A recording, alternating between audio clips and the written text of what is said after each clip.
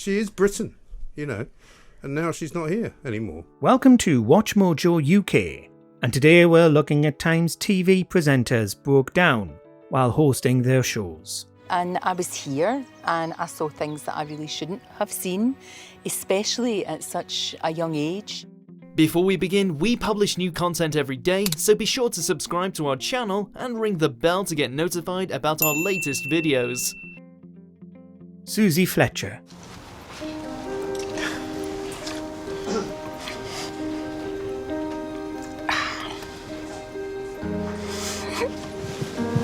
One of the resident experts on the repair shop, this restoration of an old rocking horse got the waterworks flowing for Susie. The rocking horse has, hidden underneath the saddle, the signature of the owner's late husband who died of cancer. It seems so insignificant, someone's name that they wrote. It's so personal. Susie's brother Steve also works for the repair shop as the clockwork expert and comes over to comfort her. She decides that she's going to make an entirely new saddle that can be removed easily so that the owner and her family can lift it and see the signature whenever they want, in heart-moving scenes we've come to expect from antiques and family heirlooms in the barn.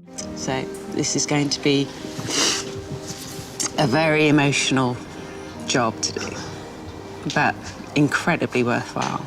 Anna Maxwell Martin. Dear sir, I'm writing to you on behalf of Maxwell Youngson, so Grandad. Yes, your granddad, huh? I had a letter from his elder sister, at present in Australia. The celebs often find themselves upset on Who Do You Think You Are, and yet have to carry on because they're the hosts of their own episodes.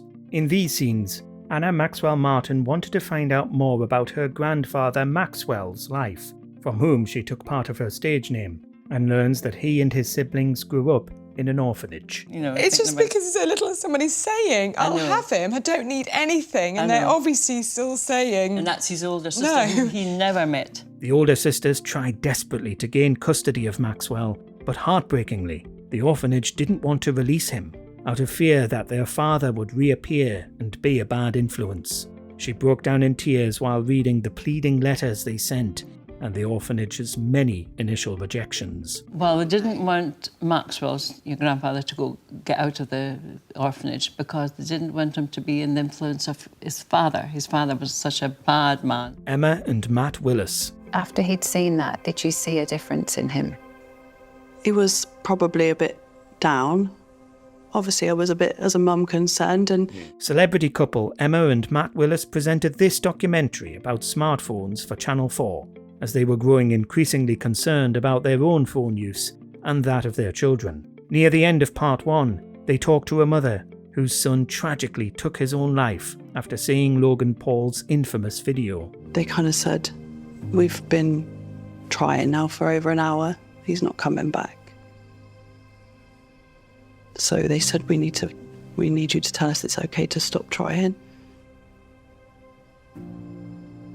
Both Emma and Matt are moved to tears by the harrowing story, learning that it only took a few weeks after watching the video for Bradley to replicate what he'd seen. I think that video was uploaded at the end of the year, and Brad died on January the 10th. Oh my God. I mean, so that's weeks. Despite his mother trying to talk to her son and believing that he'd opened up about what he felt, he still died the very next day. It's every parent's worst nightmare. Joanna Gosling. Sad news to bring you. We're hearing that 3 boys aged 11, 10 and 8 have died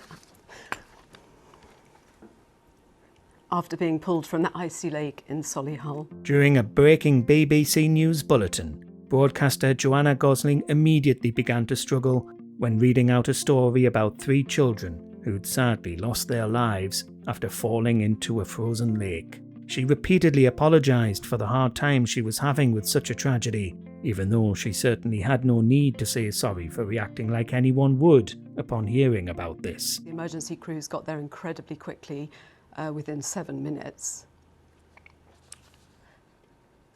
But very sadly, we have heard that 3 of those boys have died. Eventually, they cut to the local MP on the scene, talking about how local schools had been closed while the incident was dealt with.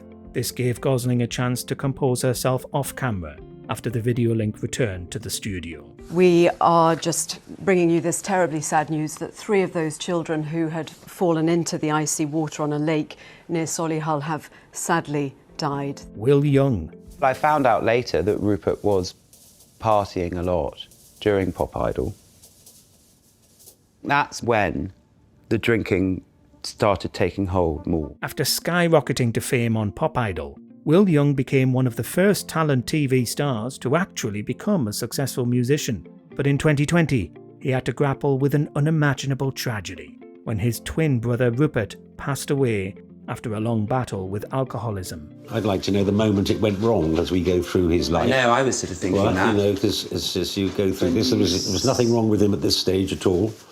And yet, when he died, he was all screwed up. 2 years on, and he decided to speak about it candidly in the hope that it could help others. Fronting a Channel 4 documentary, he and his parents went through old family photos and talked about what Rupert had been like during his life and how he came to rely on alcohol. You know that look in his eye? Yes. Do you remember? Yes. And you'd see it, and I'd think, when's he going to turn? Yeah, absolutely. And it would just he would turn, wouldn't he? And it was scary.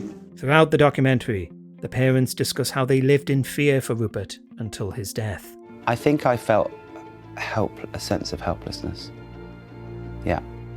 I think I just thought, my gosh. Kate Garraway. It was a challenge to make sure he knew that he wasn't letting us down because he couldn't get through this last one. After 4 long years, Kate Garraway's husband, Derek Draper, passed away from COVID-19 complications. ITV had been following Derek's illness since he was first hospitalised in March 2020, with Garraway frequently appearing to give updates while she was taking much-needed time off. And Darcy said, Dad, if you can't do this, we'll be okay. You know, you release yourself. If you need to go, don't worry about us. And I thought that was extraordinarily brave. Following his funeral in February 2024, she appeared again on Good Morning Britain to talk about the massive outpouring of support she'd had since his death, and was moved to tears discussing the many people who attended his funeral, including many of the hospital workers who'd cared for him.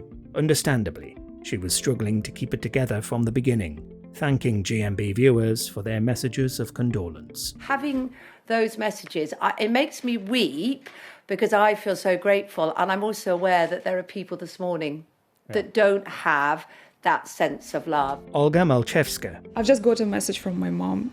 Finally, I couldn't reach her. She is in Kiev itself. She's been taking shelter with your family. She's been taking shelter. She's hiding in the basement. And just 1 day into Russia's invasion of Ukraine, and Ukrainian journalist Olga Malchevska was giving her thoughts on it live on BBC News. In a rare moment for a BBC broadcast, Malchevska was checking her phone while on TV to get messages about whether her family was safe. Actually, at 3 a.m. London time, I would find out that actually my home is bombed. Then the cameras cut to images of the devastation in Kyiv, with 1 block of flats that had been heavily bombed being Malchevska's childhood home. And you're talking about that actual building? Yeah, and this actual building is my home.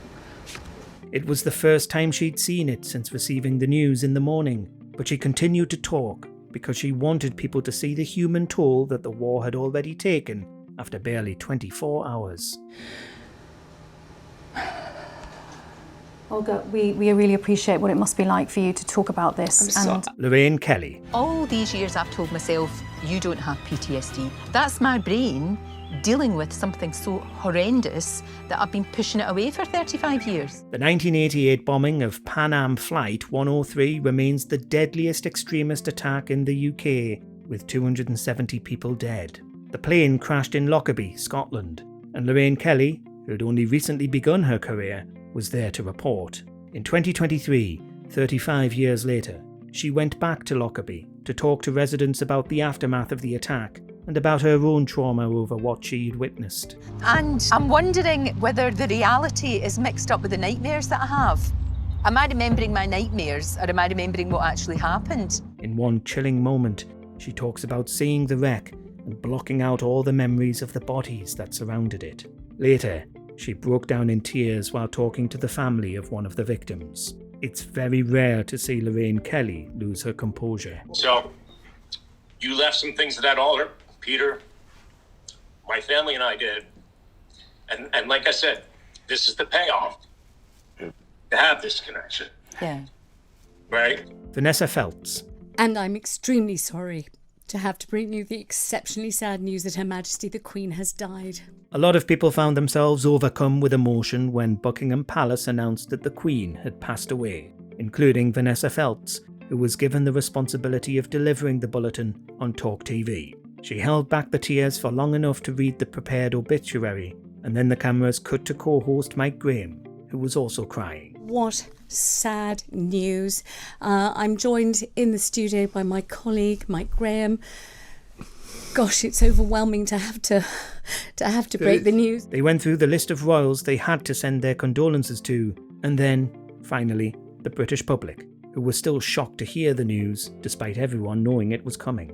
Many other broadcasters also struggled to read the news that day, and we can't blame them. I'm so sorry to have to break this news to people. I'm sure that there are people absolutely in shock all over the country. Holly Willoughby. And you can't be there for him because, like in prison, you have visitation hours, you go in a room where there's loads of people, you sit at the table, you can't see the bed that he sleeps at night. In this distressing interview, the parents of teenager Matthew Garnett appeared to talk about their campaign to get him released from the secure psychiatric unit he'd been trapped in. They talk about how Matthew, who is autistic and has ADHD, among other conditions, was not being given the proper care and instead sedated and restrained. While reading some of the details, Holly Willoughby's tears started flowing, and Philip Schofield had to take over. It's been confirmed that Matthew will be moved to St Andrews, where he will be able to receive the specialist care that he needs. We anticipate this will happen in a matter of weeks, but can't confirm an admission date at this point. Thankfully, this story does have a happy ending. It was a long campaign, but Matthew was eventually released and has been receiving appropriate care in the years since. It's just incredibly sad that when you rely on a system so much, when it's the most difficult time in your life and you want to do the best for your son, the best that you can do, and you can't do it. Let us know in the comments if you've ever cried while watching TV. It's tough. It is. It really is very, very tough indeed.